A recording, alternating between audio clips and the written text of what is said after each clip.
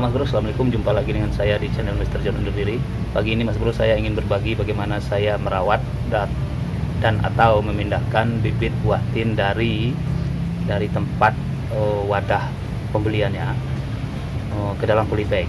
Nah, ini kebetulan di halaman rumah markas sekretariat tempat saya biasa ngumpul ini, Al Barokah ini, ada beberapa rumpun atau beberapa batang bibit buah tin yang dibeli dari luar kota. Saya tidak sebutkan dari kota mana ya, tapi sudah datang 2 hari yang lalu dan sudah dipindahkan ke dalam polybag.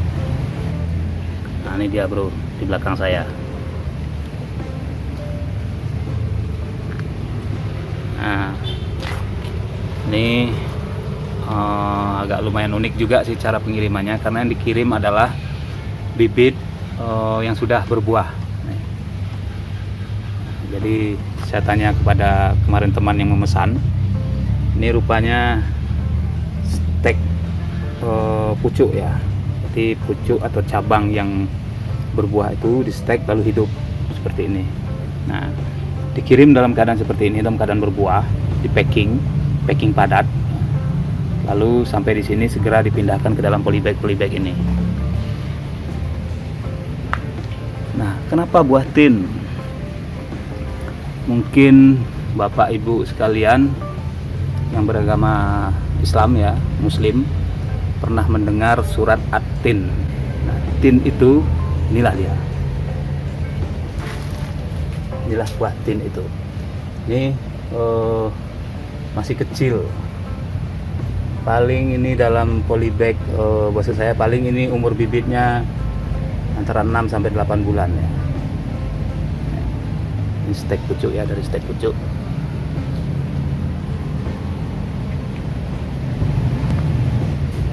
Nah, jadi buah ini disebutkan dalam Al-Quran, dan banyak yang meyakini kalau buah atau tanaman kalau sudah disebutkan di dalam kitab suci itu sudah pasti bermanfaat. Nah, dan dari referensi yang saya ketahui ternyata tidak hanya di kitab suci ya, umat Muslim saja dia disebutkan. Di kitab sucinya orang-orang Yahudi dan Nasrani juga buah tin ini juga disebutkan. Nah, ini yang mau saya bahas. Kenapa buah ini menjadi penting ditanam, penting dibudidaya? Bahkan di sini kami membibitkannya untuk dijual kembali, selain untuk ditanam di kebun sendiri, juga untuk dijual. Ini khasiatnya memang ternyata tidak main-main. Kalau menurut sejarah, buah tin ini berasal dari Asia Barat, dari kawasan Balkan atau seputaran Afghanistan. Tapi sekarang sudah dibudidaya secara masif di Australia, bahkan di Amerika, karena manfaatnya. Apa manfaatnya? Inilah yang akan kita bahas sebentar lagi. Tapi saya ingin menjelaskan bahwa buah tin ini sebenarnya adalah buah ara. Buah ara yang dikenal di Indonesia itu. Buah ara ini termasuk ke dalam kelompok atau genus Ficus ya. Ficus itu masuk dalam keluarga beringin juga masuk. Nah, Ficus itu juga banyak tumbuh di Indonesia, banyak sekali. Di hutan-hutan Indonesia itu banyak sekali kita temukan buah atau pohon Ficus. Salah satu ciri-cirinya yang saya ingat itu adalah buahnya itu menempel di batang, banyak-banyak, kadang bergerombol gitu di batang pohonnya itu. Nah, tapi hati-hati juga, ada Ficus yang buahnya bisa dimakan, ada yang tidak bisa dimakan. Nah, ini kebetulan ara yang bisa dimakan dan bermanfaat. Nah, ini itu ciri-cirinya, ciri-ciri buahnya. Buahnya berwarna kuning biasanya. Tapi ada juga yang kalau sudah matang, sudah masak, sudah bisa untuk layak konsumsi, itu berwarna keungu-unguan. Daunnya bisa lebar, kadang mirip daun jarak kadang-kadang. Nah, ini kan, nah, dia bisa lebar ini, batangnya juga bisa besar. Kita bayangkan aja pohon beringin gitu, memang bisa tumbuh besar. Nah, buah Ficus. Tapi ini kelasnya Ficus yang berbatang lembut ya. Kalau beringin kan berbatang keras dan berdaun halus. Kalau ini berdaun lebar dan berbatang lembut. Tapi yang jelas ini kelompoknya kelompok ara-araan. Nah, kalau dalam ilmu biologi, ilmu tanaman ini ara-araan atau fikus-fikusan. Nah, inilah dia. Nah, berbicara manfaat, kenapa buah tin ini penting dibudidaya dan ditanam? Kenapa juga sudah dikembangkan di Australia dan bahkan di Amerika? Padahal dia bukan tanaman asli di sana. Kenapa juga di Indonesia juga mulai dikembangkan dan mulai digemari? Bukan hanya karena dia disebut dalam Al-Quran, tapi karena memang ada manfaat nyata yang bisa dipetik dari buah tin ini. Salah satu manfaatnya adalah buah tin ini bagus untuk hipertensi, untuk mencegah hipertensi ya buahnya. Itu karena kandungan kaliumnya tinggi, sodiumnya rendah. Nah, kalium itu kan bagus untuk menekan darah tinggi, sementara sodium itu malah bisa meningkatkan tekanan darah. Yang lainnya, dia ini bagus untuk anti kanker dan jantung lah, untuk jantung koroner. Nah, dalam riset yang saya baca, dalam salah satu referensi yang saya baca, itu karena di dalam buah ara ini, di dalam buah tin ini terdapat apa yang disebut dengan asam lemak omega 3, omega 6 dan lain-lain, juga fenol. Nah, fenol dan asam lemak itulah yang bagus untuk anti kanker dan jantung koroner. Jadi sehat sekali buah ini, sehat untuk dikonsumsi, dan cara mengkonsumsinya bisa konsumsi langsung. Ini buahnya ini kalau sudah masak, sudah matang, berwarna kuning atau ke ungu-unguan, bisa kita gigit langsung. Di dalamnya isinya agak berserabut-serabut gitu, tapi tidak apa-apa dimakan. Ada juga yang mengembangkannya dengan menjadikannya serbuk. Jadi dihancurkan,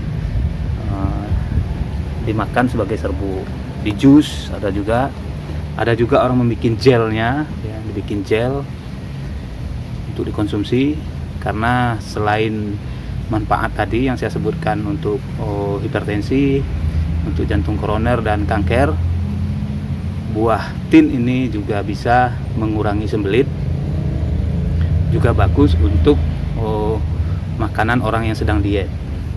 Nah, nih bagus untuk pencernaan, Mas Bro. Jadi kalau makan buah ini tidak berisiko gemuk, tapi dia mengenyangkan.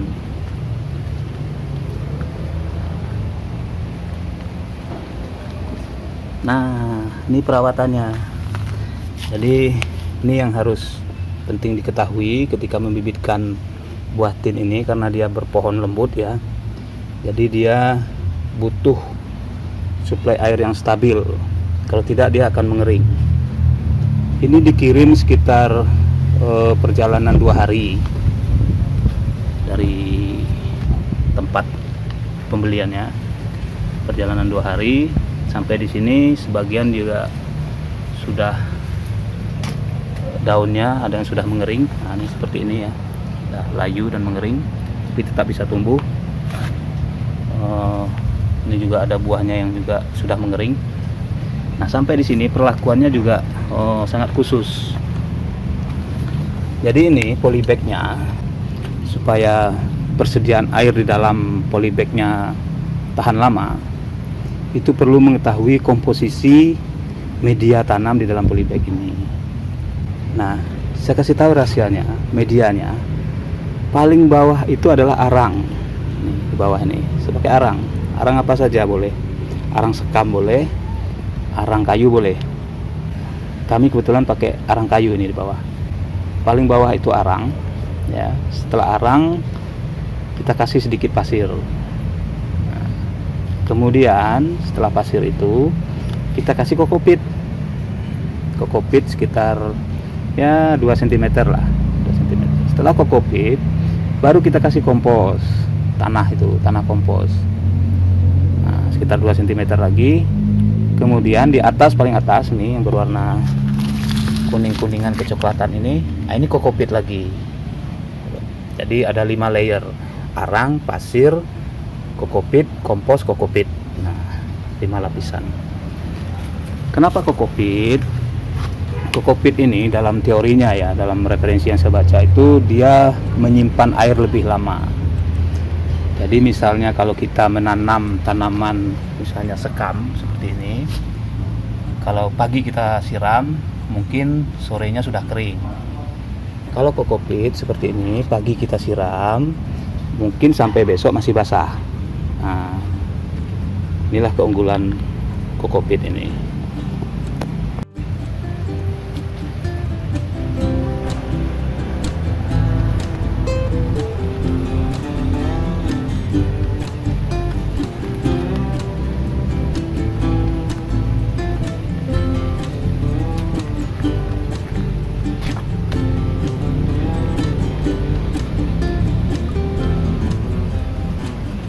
Oke Mas Bro, demikian ulasan saya tentang buah tin, buah yang disebut dalam kitab suci umat muslim dan kitab suci umat Kristiani dan Yahudi.